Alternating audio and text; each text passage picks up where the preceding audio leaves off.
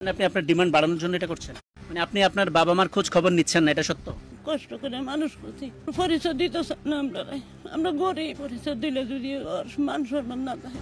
খুব সহজে আপনার পায়া লাইলে এটা ডিমান্ড কম। তার মানে আপনি আপনার ডিমান্ড বাড়ানোর জন্য এটা করছেন? বরণ পোষণ খোঁজ খবর নেন। বিয়ে করি না রে ভাই, সহজ কথা আপনি বুঝেন না কেন? এটাই বাস্তব। I love you. ভিন্ন একটি অনুসন্ধানী প্রতিবেদন তৈরি করতে রবিবার ঢাকা থেকে নেত্রকোনায় যায় এটিএন নিউজ টিম। কয়েকটি উপজেলা ঘুরে প্রতিবেদনের প্রয়োজনে সোমবার সকালে আমিরুল নামের এক ব্যক্তির খোঁজে বিশুরা গ্রামে যায় এটিএন নিউজ।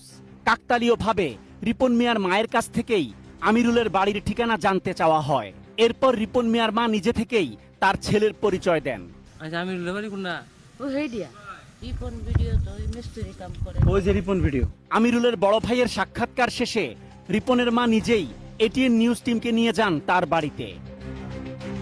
এরপর রিপনের মা অভিযোগ করেন, রাতারাতি জনপ্রিয়তা পেয়ে এখন গরিব বাবা মায়ের পরিচয় দিতেও নাকি লজ্জা পায় রিপন। পুরনো ভাঙা বাড়ি ছেড়ে আলাদা পাকা বাড়ি নির্মাণ করে স্ত্রী সন্তান নিয়ে থাকে সে। দেন না ভরণ পোষণ। অনেক কষ্ট লাগে, মনে হয় খুব কষ্ট করে মানুষ করছি, কিন্তু এখন পরিচয় দিতে না আমরা গরিব, পরিচয় দিলে যদি মান সম্মান না থাকে। ও বাড়ি করছেন, অন্যরা বিল্ডিং করছেন, বিয়ে আমরা করাইছি। বাচ্চা এক ছেলে এক মেয়ে।